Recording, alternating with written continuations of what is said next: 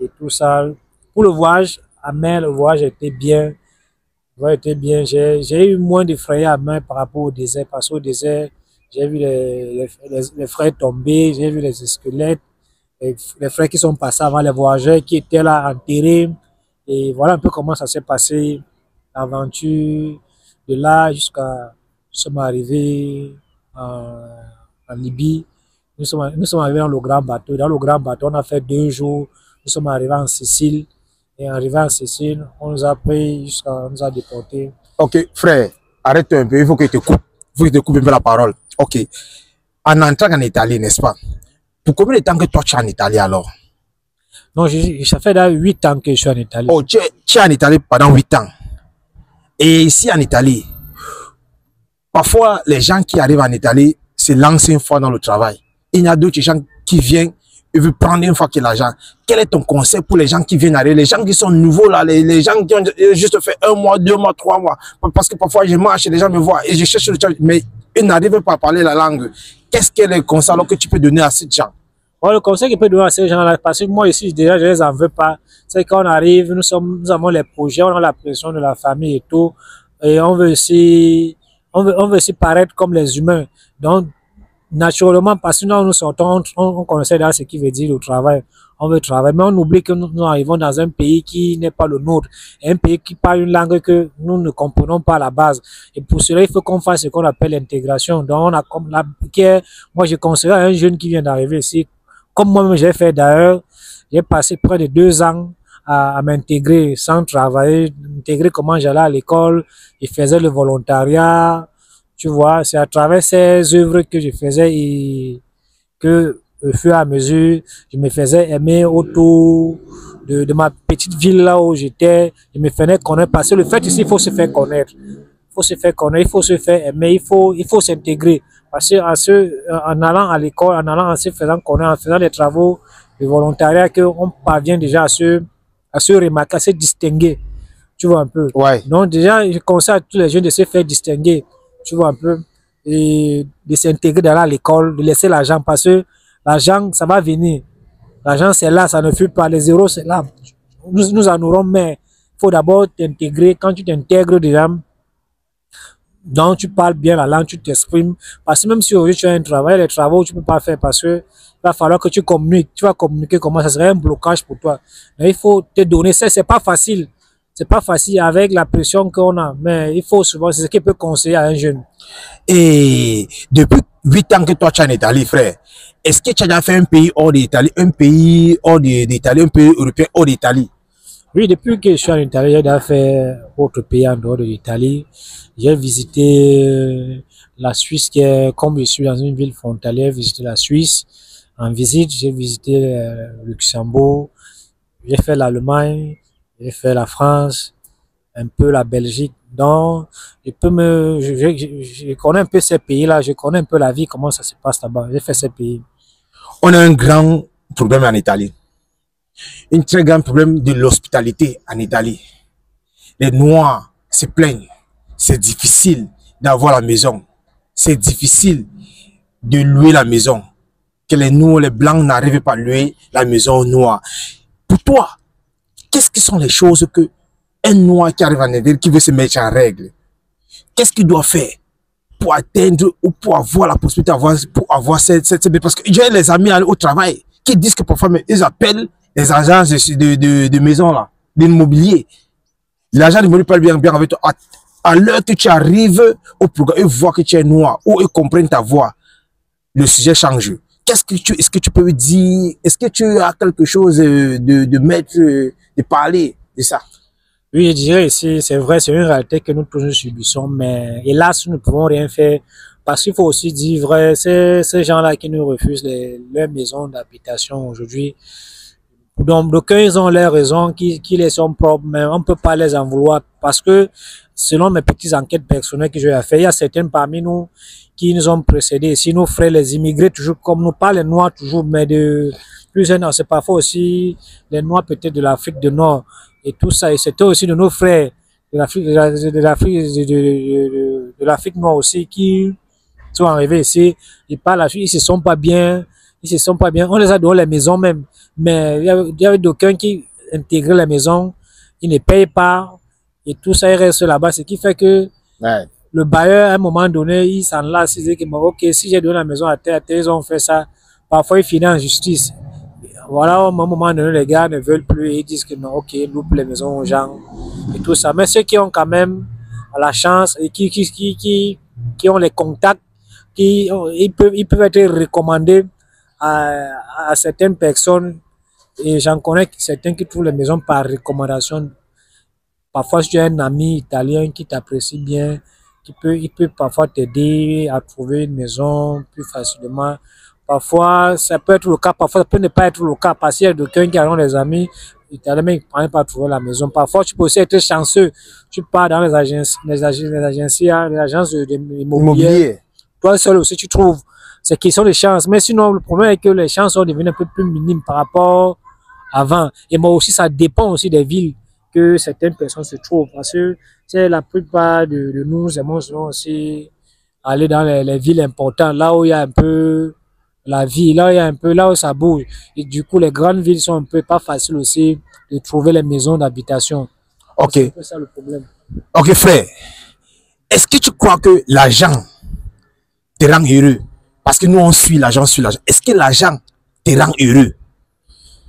Pour moi, pas, pour moi, j'ai une conception d'argent qui est un peu, qui est un peu personnelle. Ouais. Pour moi, l'argent, je peux pas dire que ça me rend heureux, mais l'argent m'aide un peu à réaliser certains de mes projets que j'ai dans ma vie. Donc, il me faut l'argent pour réaliser ces projets. Même il faut pas l'argent. L'argent, c'est pas une condition pour ma joie, pour mon épanouissement. C'est vrai, je peux m'épanouir avec l'argent. Mais j'en connais certains qui ont l'argent, mais ils sont pas épanouis. Tu vois un peu. Ouais. Donc, l'argent, c'est bien pour s'en servir, pour utiliser, mais avoir assez, c'est pas ça qui rend l'homme heureux. C'est vrai, ça peut te permettre de procurer ce que tu veux, d'avoir les belles femmes, d'avoir des belles maisons, des belles voitures, mais tout ça, je pense que c'est vanité, ça reste, on ne peut pas, même si on devient milliardaire aujourd'hui, on va pas finir le milliard là, même si nous sommes des viveurs, quoi.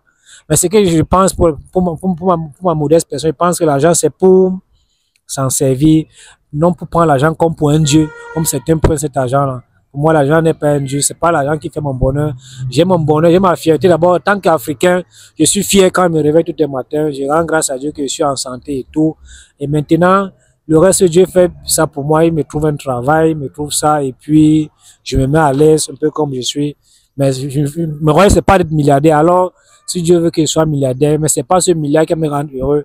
Peut-être ce milliard va rendre peut-être mon entourage heureux. Moi, personnellement, je vais voir ça comme un accomplissement ou bien une faveur que Dieu a accompli dans ma vie. C'est vrai que moi, je te trouvais choquant. Je te trouvais choquant. Pour quelqu'un qui a traversé un parcours terrible. Est-ce que tu comprends? Pour tout ce que tu as fait, tout ce que tu as vu. Aujourd'hui, tu te places à tout le monde te voit, tout le monde t'envie. Est-ce que tu comprends? Mais il y a une chose, une demande. Cette chaîne, c'est beaucoup aussi pour inspirer les jeunes en Afrique. Cette chaîne, c'est pour aussi partager l'investissement en Afrique ou avec des frères. D'où toi tu préfères investir? Aujourd'hui, on est en Italie, on fait beaucoup d'argent. Est-ce que tu me comprends? Est-ce que toi tu préfères investir en Italie ou tu préfères investir en Afrique? Déjà, ça dépend aussi de tout un chacun, vous voyez, parce que investir ici, bien investir en Afrique, ça dépend de tout un chacun. Déjà, chaque personne investit là où il veut. Déjà, quand nous arrivons ici, on a les idées. Nous sommes arrivés, c'est quoi? C'est que c'est un aller-retour, bien c'est un aller simple. Tu vois un peu. Bon, pour moi, je suis dans la logique d'un aller et retour. Passant son temps, j'avais pris mon billet d'aller et retour. Donc, je sais que je compte être enterré au pays de mes ancêtres. Donc, ça veut dire quoi? Si Dieu permet que j'ai toujours ces moyens, comme on parlait tout à l'heure, cet argent, je vais faire, normalement, je dois faire des investissements dans mon pays pour mon futur retour. Mais quand ça ne tient ici, où je vis ici, si j'ai dans une certaine vie ici, que j'ai une famille et tout ça, il faudrait que je dois pas vivre malheureux, hein, comme tu as suivi que je suis Choco. Oui, Choco. Je ne peux pas avoir, Dieu ne peut pas me faire grâce que je sors tous les matins et je suis malheureux parce qu'il faut que j'emmagasine l'argent qui va aller garder, il va aller construire des terrains en Afrique que je vais même pas habiter là-bas, même 10 ans de ma vie, parce que là, je suis là, c'est pas combien de jours qui me restent. Donc, si j'ai l'argent d'abord, je me mets d'abord à l'aise dans mon secteur là, je suis là, mais tout en passant aussi le pays, parce que le but, c'est le retour, comme il a dit, j'ai un habit. J'ai pris 2 biens aller et retour. Le retour. Donc, c'est un peu ça. Moi, je compte, j'encourage aux jeunes Africains qui sont arrivés ici, même ceux-là qui sont mariés avec les femmes blanches, de penser de rentrer. Donc, tu donnes les conseils aux gens qui sont mariés avec les femmes blanches de penser aussi de rentrer en Afrique. Frère, on a fait un bout de temps. Quels sont les conseils que toi, tu peux donner aux jeunes frères africains, aux jeunes sœurs africaines qui sont au pays, qui n'ont pas l'opportunité pour faire le visa, qui n'ont pas l'opportunité pour prendre le vol de l'Afrique pour l'Europe? Qu'est-ce que sont les conseils que toi tu les donnes? Que dois-tu faire pour qu'ils viennent ici là? Ou quels sont les conseils que tu vas les donner au travers de la route? Passer le Libye, le Tchad, le Nigeria et la Méditerranée pour arriver à... Quels sont les conseils que tu vas les donner pour qu'on termine la vidéo? Bon, déjà, le conseil que je peux les donner, vous savez, l'aventure, quand quelqu'un met dans sa tête qu'il va aller à l'aventure, qu'il va voyager, le voyage, c'est surtout pas le voyage, c'est ce qu'on appelle l'aventure. Le voyage qui est informé, le voyage clandestin là, c'est un voyage qui est un peu comme la drogue. Quand tu vois un jeune homme, une jeune femme se mettre dans la tête, c'est déjà comme la drogue. Que tu sois son parent, bien que tu sois qui pour elle, si la personne dit qu'elle va bouger, tant que la personne c'est moi, tu ne peux pas l'arrêter. Et alors, moi, je ne peux pas encourager, je n'encouragerai pas les jeunes de prendre ce que j'ai pris. C'est qu'ils vont dire que, pourquoi tu n'es pas resté au pays comme nous, toi tu es là-bas, tu parais quelqu'un peut-être qui vit mal, qui sait. Peut-être comme c'est un samedi, j'ai décidé aussi de me faire plaisir un peu, d'être un peu propre comme un humain. Mais ceux-là qui veulent venir, je leur dis souvent qu'ils doivent bien mûrir l'idée que les risques déjà ne sont pas minimes. Et donc, le problème c'est que l'aventure c'est quelque chose, quand tu vas, ce n'est pas sûr à 100%. C'est un peu comme quelqu'un qui peut jouer les jeux au hasard. Donc, tu mets un argent. Pendant que tu mets l'argent, ne sois pas sûr que non. Le but, c'est que tu vas arriver là où tu t'es fixé.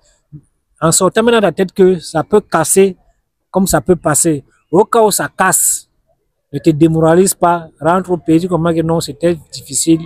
Je vais recommencer tout à zéro. Et ça peut quand ça réussit, tu dis Dieu merci. Mais ça peut casser le genre que ça casse, même tu n'as même plus la chance même de rentrer au pays.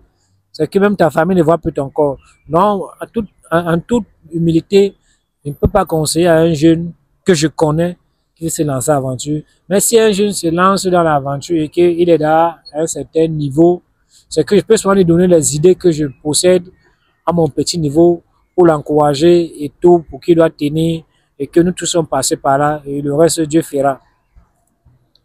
Merci vraiment pour l'interview, frère. Merci beaucoup. Non, c'est moi qui te dis merci pour l'initiative que tu as mis sur pied parce que déjà, ça manquait un peu dans notre communauté. Beaucoup parmi nous, on a traversé ce péril, mais il y a certains qui n'ont pas eu la chance de s'exprimer. Aujourd'hui, je te dis merci d'avoir ouvert ta chaîne et de me donner la place de l'opportunité de m'exprimer et de dire tout ce qui a pu m'arriver durant tout ce périple-là. Aujourd'hui, je peux que te dire merci et te souhaiter un meilleur avenir pour ton travail et pour ta chaîne. Non, moi, je te remercie plutôt. Je te remercie. Merci beaucoup. Vous avez vu la vidéo. You've all seen the video. I commend you guys. Please, if you guys have got a lot of value out of this video, go ahead and share, like, comment, and subscribe. Why not even subscribe to the channel? This will help the channel to grow. Please share the video so that a lot of people can see this video. There are a lot of things that we are supposed to do, a lot of things that we are doing, a lot of things that we want to push out there so that the masses can even gain out of this. I've gained a lot. I've learned a lot from him. Why don't you share the video so that another people that haven't seen the video, they'll get to see and know and learn more out of this, our brother. I thank you all and stay tuned to another next video. We are out. Peace.